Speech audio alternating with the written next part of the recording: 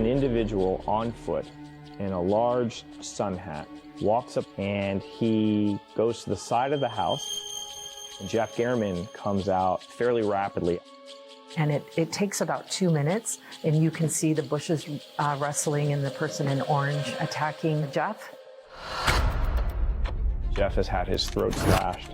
He's been stabbed a total, I think, of 11 times. His wallet's not taken. His phone is not taken. There were no signs of forced entry. Slider locked? Yeah, it is locked. Every murder is tragic, but the killing of a journalist is particularly troublesome. Jeff Gehrman was the quintessential Las Vegas journalist.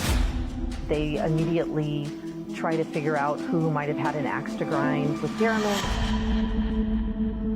We are watching you, mother. He covered all the mob. He had done a lot of investigative work on the Proud Boys. You better fire that son of a.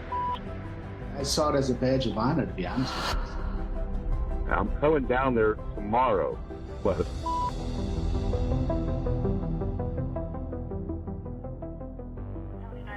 address of your emergency agreement? Okay. Your wife is in a bar. You said she's unresponsive? This is what he's going to tell you. You know how to get out of that situation. And I grabbed the gun. Trying to find the first place to put a body. No, sir. The only thing they could do was kill him. You want to say anything? We, the jury, and to find the defendant.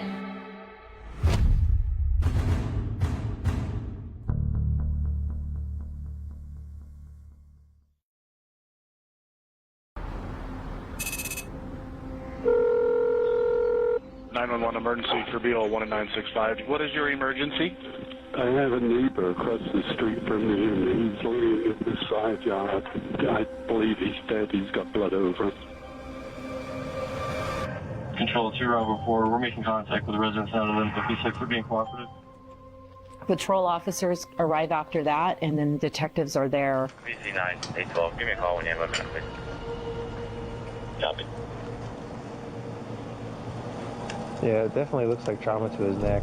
Yeah, his name is Jeff Gehrman. Okay. He's the RJ reporter.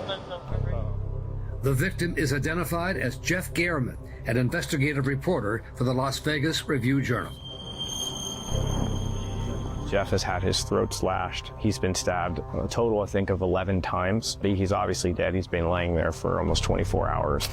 His wallet's not taken. His phone is not taken. They walk through Jeff's house, and they notice that Jeff's house is perfectly intact. Clear. Slider locked? Yeah, it is locked. Doesn't look like any entry was made. There were no signs of forced entry, so it doesn't appear that it's a residential burglary. Pretty soon thereafter, they get video surveillance from the neighbors across the street, and they actually can see the murder taking place. And what you see is an individual on foot in a large sun hat with a bright orange construction shirt with a gray bag and wearing gray shoes, walks up on the sidewalk, and he goes to the side of the house, of Jeff's house, and essentially lets himself into the backyard area. Maybe a minute and 30 seconds later, the garage door opens, and Jeff Gehrman comes out fairly rapidly out of his house, exits his garage, makes his way to the side of his house, and straight to that side yard fence. He must have heard some noise or disturbance, and then he's attacked. And it takes about 2 minutes, and you can see the bushes rustling and the person in orange attacking Jeff. And the only one who arises from this is the attacker in the floppy hat and the orange construction outfit. That person then promptly walks away from the side yard, walks back down the sidewalk, and disappears off frame. The police collect more video surveillance from other houses. And what they do is they track that suspect back to a red or a maroon Yukon Denali, and he gets into that vehicle. They see the suspect flee in his Yukon Denali and leave the neighborhood, and then actually make a U-turn. And then at this point, the Yukon Denali pulls up to the front of Jeff's house, and he gets out, and it looks almost as if he's forgotten something, and he's rummaging around in the scene. This is a terrible and jarring homicide, one that has deeply impacted Las Vegas. Every murder is tragic, but the killing of a journalist is particularly troublesome. Jeff Gehrman was probably the quintessential Las Vegas journalist. He had been here for 40 years. This is Nevada Newsmakers. As we continue our conversation with Jeff Gehrman, he's the investigative reporter for Las Vegas Review-Journal. He's the host of Mobbed Up, the Fight for Las Vegas. They immediately try to figure out who might have had an axe to grind with Gehrman. He covered all the mob. He covered all of the characters and the politicians who were kowtowing to the mob. Chicago was the most dominant family then. They had struck a deal with the New York crime families to basically control Las Vegas. I mean, over the years, he had done any number of investigative stories. A lot of investigative work with, like on the Proud Boys and other sort of extremist groups. You guys did some propaganda about this for Biden, you piece of... And police retrieved threats Gehrman had received on his cell phone months before he was murdered. We are watching you, mother. You better fire that son of a... Gehrman was long aware of the dangers his stories could provoke. I saw it as a badge of honor, to be honest with you, something like that. And you guys dead mother someday, mother... I'm coming down there tomorrow, but...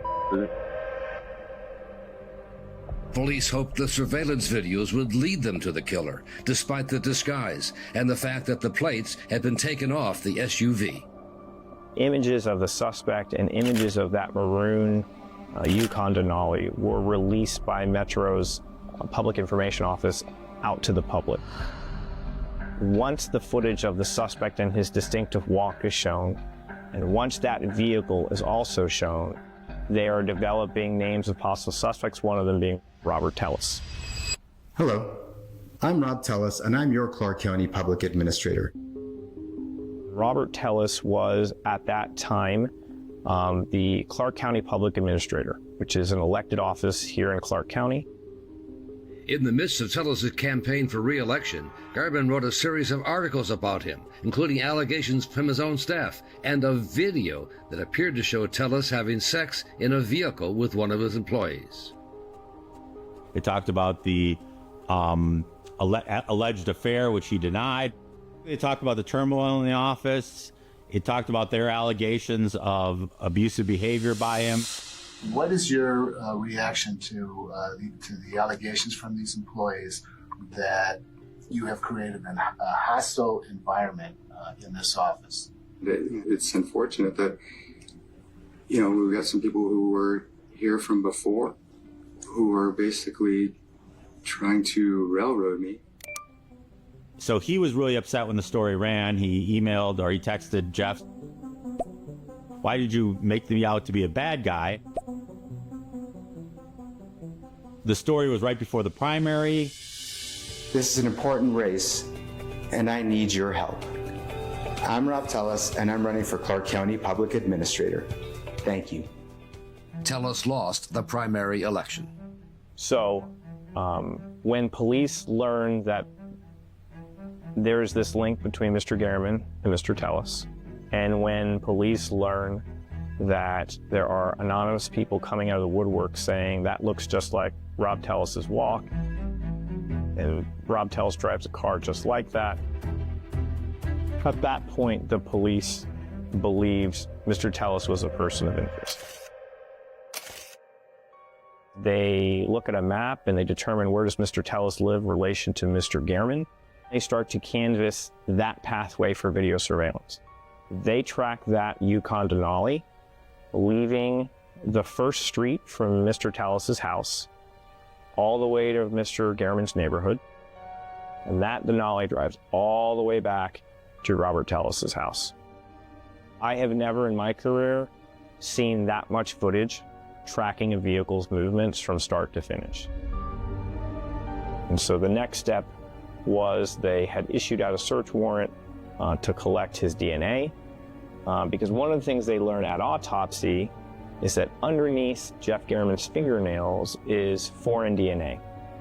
It doesn't belong to Jeff German, but they didn't have in their database whose DNA it actually belonged to.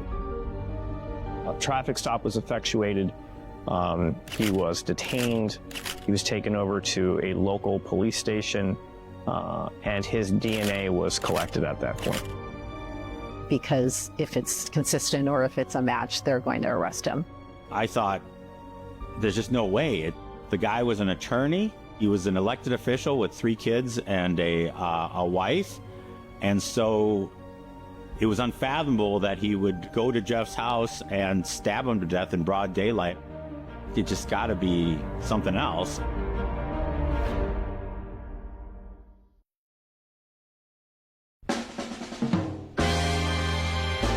Las Vegas is a unique town. It's a hot spot. Seems like Las Vegas is always in the news. And the murder of an investigative reporter was big news around the country. Investigative journalist Jeff German was killed in a stabbing. What happens in Las Vegas doesn't stay in Las Vegas anymore. As word spread that a local official, Robert Tellis, was a possible suspect. Robert Tellis. And I would have bet my house that Robert Tellis was not capable of murdering anybody. I had represented him on a domestic battery case against his wife. Face the vehicle. A police body cam video of the incident shows Tellis trying to use his position to avoid arrest. You guys just want to take me down because I'm a public official. No, we don't hit. No, I didn't hit anybody. I didn't touch anybody. You guys just want to take me down because I am a public official. That case got dismissed, and then life went on. I shook his hand. He said, "You're a great lawyer," and that was it. But detectives increasingly came to believe Tellis was the killer, the man in the floppy hat, especially after a search of Tellis's home. In his garage, in a gray bag, there was the hat that the perpetrator was wearing, and the hat had been cut up. And then underneath the couch in his great room are the shoes that the perpetrator is wearing. And one of the shoes is intact, and the other one's sort of cut in half. No murder weapon was ever found, but his phone held some clues. On the phone, there were Google Map searches of German's neighborhood. There were also screenshots that Tellis had taken where he had searched up personal information about German. After detectives took his clothes and the DNA sample, Tellis was allowed to go back home. By the time he got back from the DNA swab and the search, the whole area was flooded with media. Did you do this? Tell us anything? Why did police tow away your vehicle? Do you have a comment?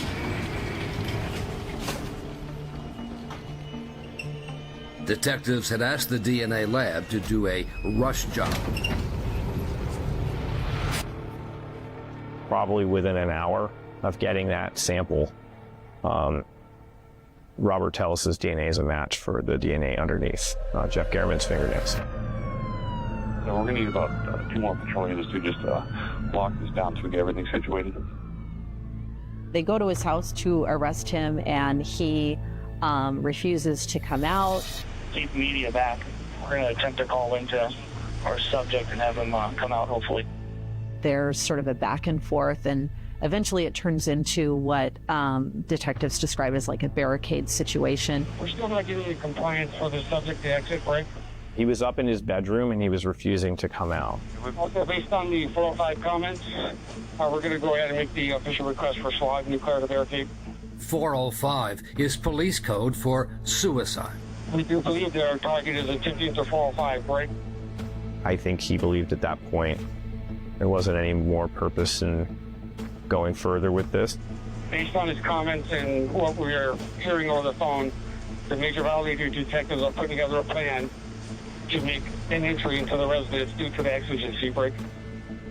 SWAT kind of assembled downstairs in his home and then kind of calmly made their way up once they established visuals on Mr. Tellis using robots and drone footage. Copy that. We're making our way up to 88 into the master bedroom. The plan's already been put out. Keep eyes moving. Keep eyes on them.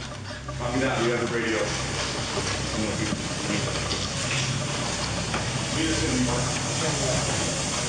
The taser ready. Good. Get tight. Stand up. You got any weapons? Where's the right? Where's the other hand? Was located the subject. He's in the bathroom, in the bathtub. He's bleeding. Slide. Hey. Looks like he's been stabbed a few times. There you go. Keep going. Mr. Tellis had slit his wrists fairly severely. He was sitting in a pool of his own blood. He had suffered a lot of blood loss. Come on the ground. Come on the ground. Here. Bring him right here. In custody now. We got slide. Hey. Got that? Yep, I got it. I got it. Hey, let's pull him out when we can. When you can, Levi. No rush. He's got a lot of wounds, a lot of significant blood loss in the bathtub. It was all just superficial venous bleeding, but whatever he's got, he's sort of drugged up. Can we just let medical know that we believe the subject has taken narcotics? I'm gonna grab a sheet. Hey, we're gonna have to bring him down. Grab a sheet. We'll just roll him that way. Grab a sheet. We got a sheet over here. Hand me that blue sheet right there. Okay, guys, in clear way. They're gonna be coming down with the suspect now. We'll pass them off to medical. Cool. Bird, what's that D number?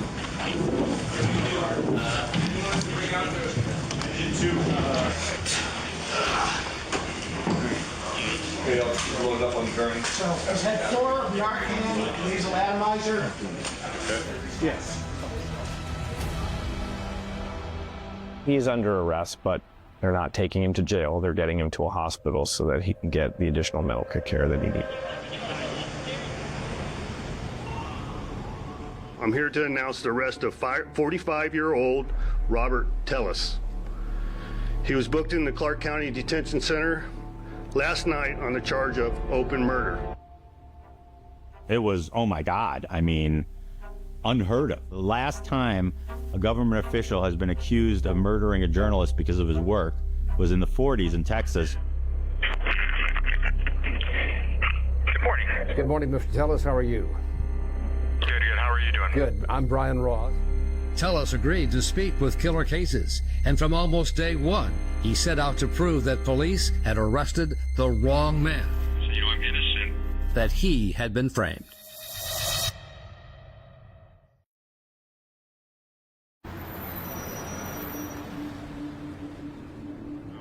I've alternated between despair and anger. It's hard, but I'm fighting to prove my innocence.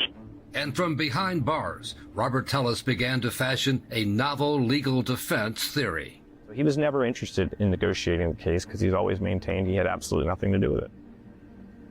You would agree that picture of the person in the hat and the vest, that is the killer? Yes, sir. And is that you? I mean, I have no reason to doubt that. Is that you? No, that is not me. No, sir.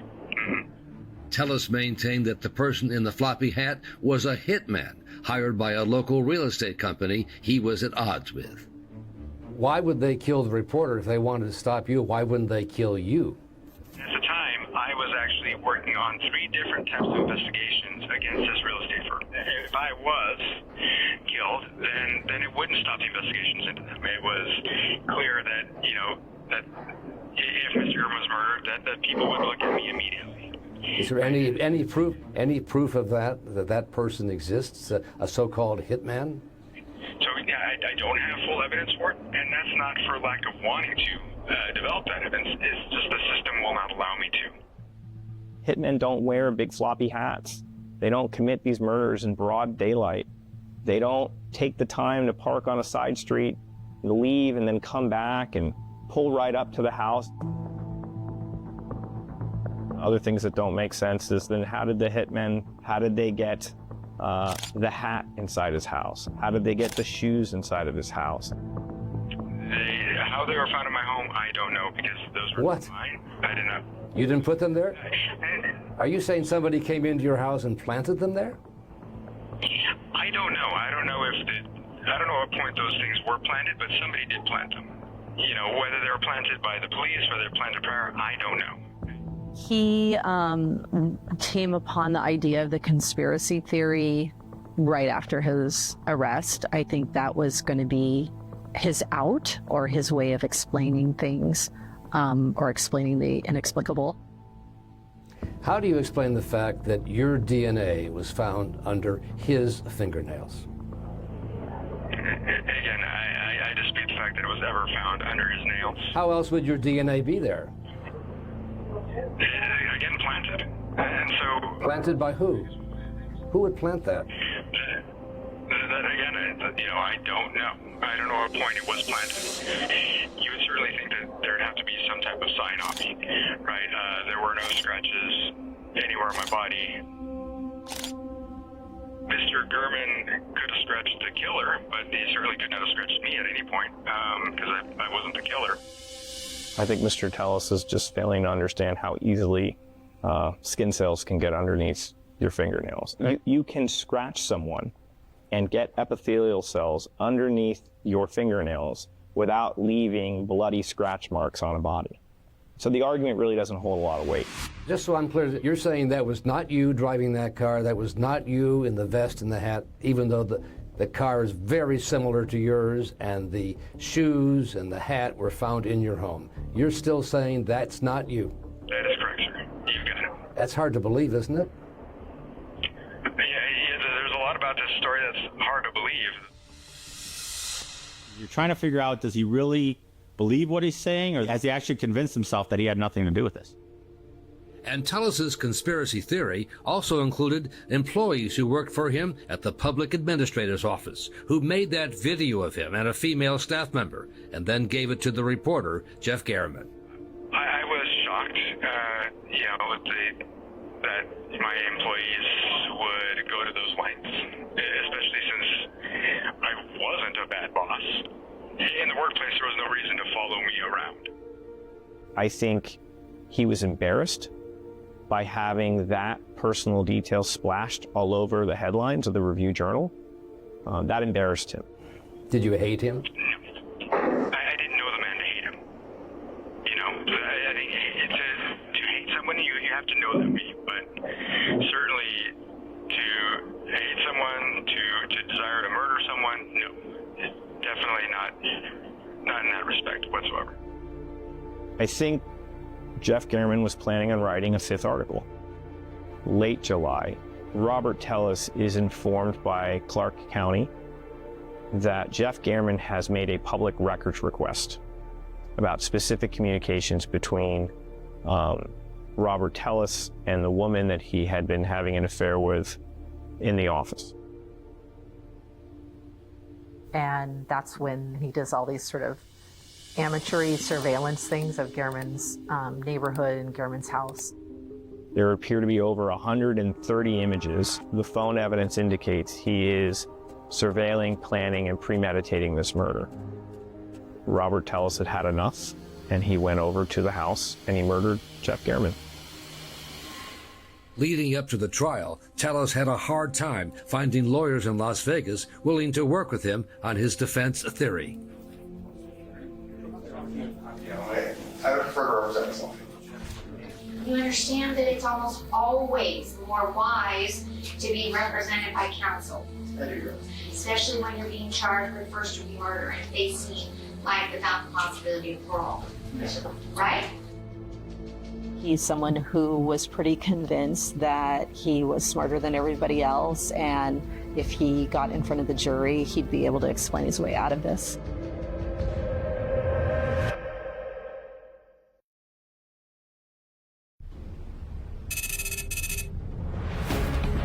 We are going to take you out to Las Vegas for a new trial against politician Robert Tellis. He's accused of killing investigative journalist Jeff Garriman. By the time of the trial, Tellis had actually found lawyers who were willing to take on his case and deal with his conspiracy theories. It is a difficult story to tell.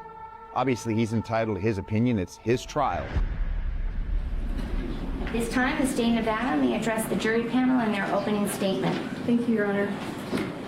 Prosecutor Pam Weckerly began with crime scene photos to tell the jury what happened to the reporter Jeff Garriman. Mr. Gehrman had sharp force injuries to multiple parts of his body, all over. And then she showed the surveillance video of the man in the floppy hat. A lot of calls come in, and some of the calls they get are about an individual by the name of Robert Tellis, the defendant. And then the key piece of evidence for the prosecution, the DNA found under Gehrman's fingernails. That foreign DNA that was found in those fingernail clippings taken from autopsy of Jeff Gehrman, that foreign DNA is consistent with Robert Tellis. But prosecutors also knew they had to deal with Tellis likely taking the stand and laying out his conspiracy theories. As prosecutors, we're always concerned that there's going to be one juror who is confused by something. In the end, this case isn't about politics, it's just about murder. And at the end of the presentation of the evidence, we'll ask you to hold him responsible for his conduct. Mr. Grassroots, you may address the jury in your opening statement. Thank you. The state has shown you and will show you many more pictures of the DNA that's claimed to have been found under Jeff Gehrman's nails. But what's very important, and we'd ask you to take into account all of the evidence, or the lack of the evidence in this case, is that no blood whatsoever is found on Mr. Tellis. These articles were not a motive for a murder. He made a lot of people, far more able people, far more violent people upset with him. He often had people threatening him. You better fire that son of a bitch. I'm coming down there tomorrow, motherfucker. The defense can't prove if any of those gentlemen did this. We're not saying they did. We don't know. But there's a bigger picture, and at the close of this case, we are going to ask you to return a verdict of not guilty. Thank you.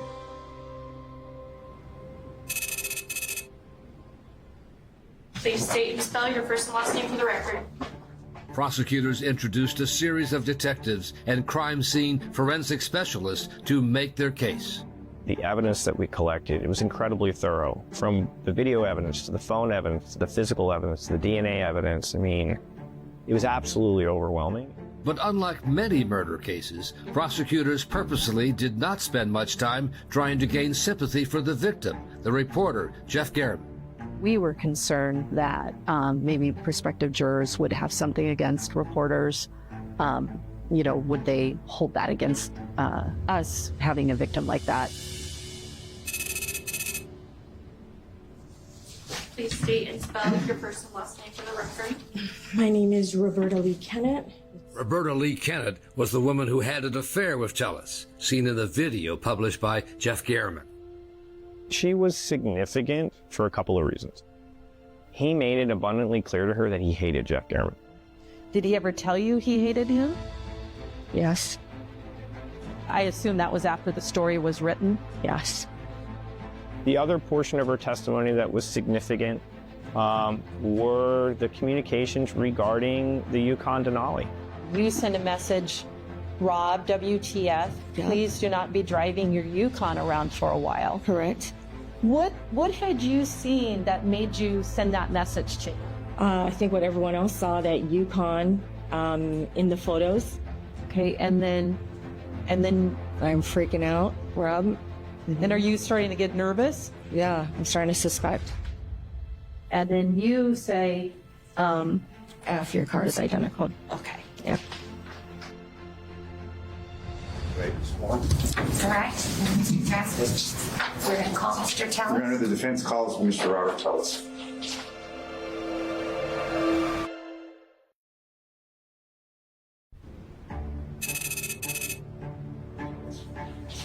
Please raise your right hand. Do you solemnly swear the testimony you're about to give in this action shall be the truth, the whole truth? He testified in a fairly rare and unconventional way. It was by narrative. So please tell us. Begin with your story. Sure. Thank you, sir. And so, first of all, and excuse me, I'm obviously a little nervous. This is It's a day I've been waiting for nearly 2 years. This thing's been kind of a nightmare, frankly. And again, I want to thank you for being here. And right now I want to say unequivocally, I'm innocent. I didn't kill Mr. Gurman. Somebody framed me for this, and I believe that it's Compass Realty. And I believe that it's for the work that I've done against them.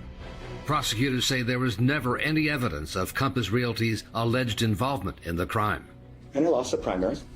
It was a bummer. I mean, I'm sorry, I don't know, it was unfortunate. But I continued to fight against Compass Realty, and I think that's something that they didn't expect. It's this really winding, meandering story that is involving like a real estate company and Metro Police, and it doesn't really ever account for any of the evidence in the case. So, I've never beat anybody up. I've never killed anybody. I didn't kill Mr. Gurman. And that's my testimony.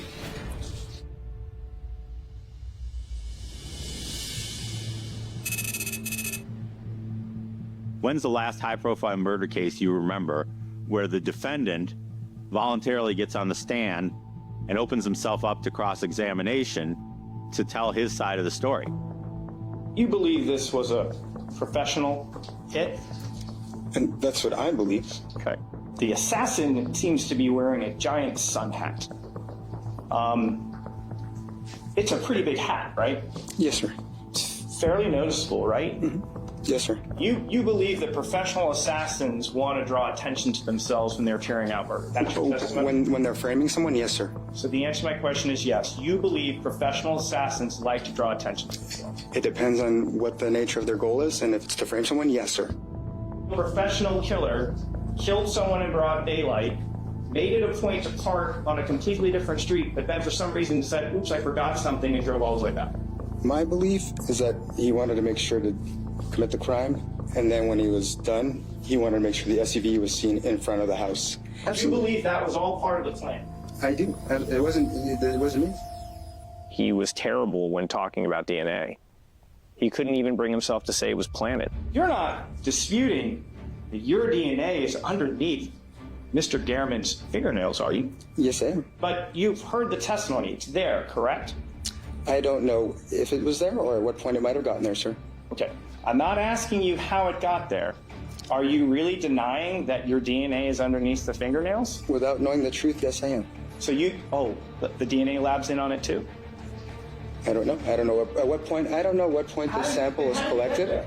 Sir, please tell this jury, how in the world does your DNA get underneath Mr. Gehrman's fingernails? I don't know because I did not kill Mr. Gehrman. Maybe the one good answer he gave on the stand was acknowledging that there was an affair. When you sat down, when you spoke with him, were you truthful in your interview? Not entirely, no. Okay. What were you untruthful about? About the extent of the relationship with me and Roberta Lee Kennett. Okay. What was different? What did you say versus the truth? I said that, she and I had no affair, but, regrettably, we did have, and when I say regrettably, I think we both regret the mistake, but we had a romantic affair with each other. Fair to say, in your opinion, if Jeff Gehrman hadn't written these articles, you probably end up winning that primary? Probably yes. The election's over.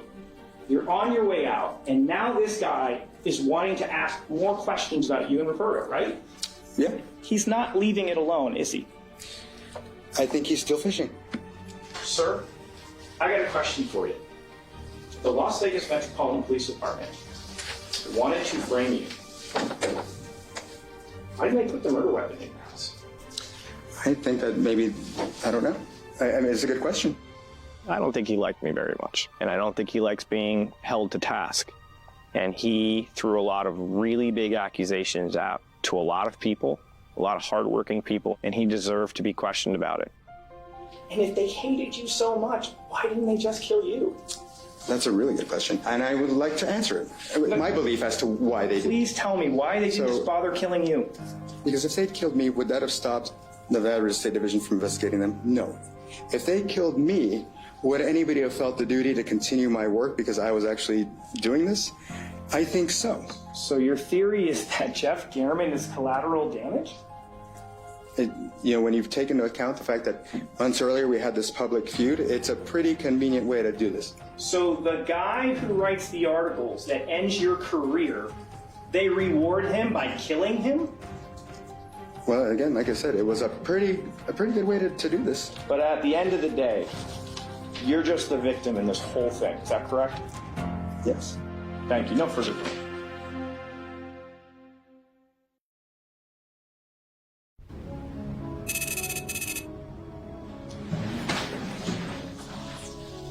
The state may open and close the arguments. What do we know about Mr. Tellis's actions prior to the murder? Well, we know back in August, when he got notification that another story was likely coming, he kind of goes into research mode on Mr. Gehrman. All of that demonstrates deliberation. The length of time of the actual attack itself is sort of a shorter version demonstrating a course of action to kill, right? In the course of 2 minutes, you were stabbing someone multiple times, you could change your mind, but he doesn't do that. At the end of his testimony, I think yesterday, Mr. Tellis explained that, he's really a victim in this. He's been victimized by the whole process. He was wronged by DNA analysts at Metro who found his DNA on the fingernails of Mr. Gehrman. And then, of course, he was obviously wronged by Mr. Gehrman, too, in the articles he wrote. Or maybe it's not that he was wronged. Maybe he's the one in the wrong. Mr. Fasquich, you want to begin your full defense? Thank you. There was no blood or DNA evidence concerning Mr. Gehrman in Mr. Tellis's home. In or on his vehicles, in or on his clothing. None of that would implicate Mr. Tellis. Again, is that indication of some wide-ranging conspiracy? And I'm not going to stand before you today and necessarily argue that there was. But what that shows is that Metro makes mistakes. And I'm going to ask you with your open minds and your attentiveness to address those concerns. And at the close of this process, you find Mr. Tellis not guilty.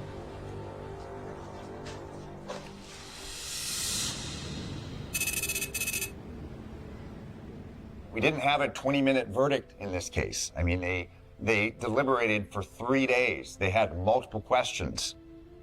You think like, oh gosh, this is so clear. Why is this taking so long? Has the jury reached a verdict? Yes, ma'am, Your Honor.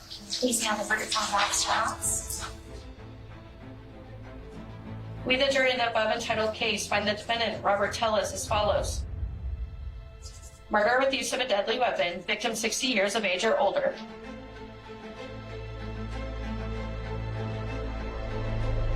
Guilty of first-degree murder.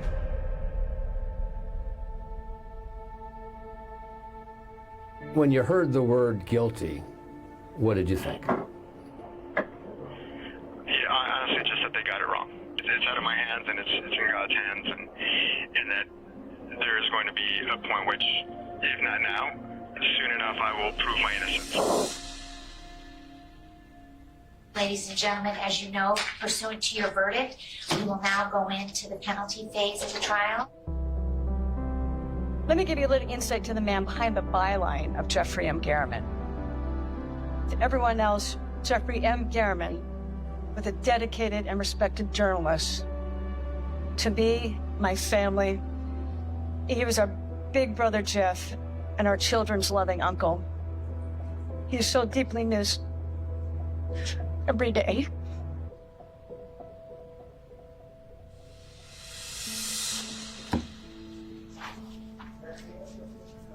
We've been married almost 14 years. Robert really is a great father, and he's a good husband. And I would love at some point to give my children the chance to have their father back.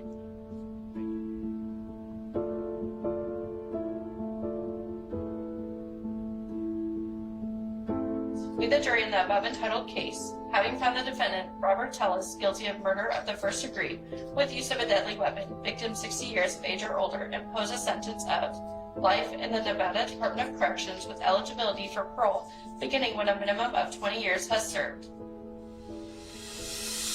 That was a good turn for Mr. Tellis. He could have easily been given a sentence of life without the possibility of parole.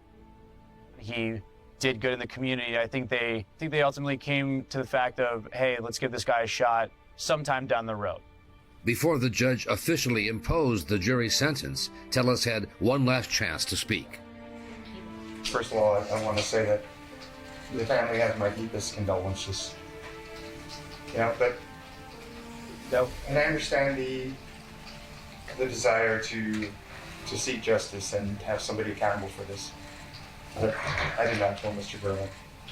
And unfortunately, the people who should be held responsible, who should be brought to justice, the chances of that happening now, right this minute, are slim to none. No, but that said, again, my deepest sympathies to the family, and I wish them well as they navigate the rest of this tragedy. And then the judge added 8 more years to his minimum 20-year sentence before he would be eligible for parole. Being labeled as a murderer or the murderer of Gehrman is worse than any sentence that we could impose on him, because he cares so much about how he's perceived by other people. It's just kind of fundamentally a narcissist. I think he thought he could get away with this. And now he's going to go to prison for a very long time, if not for the rest of his life. And more importantly, it sends a message that you can't go out and kill a journalist for his work. He was on the job 24/7, and he understood the importance of investigative reporting, and he did it to his dying day.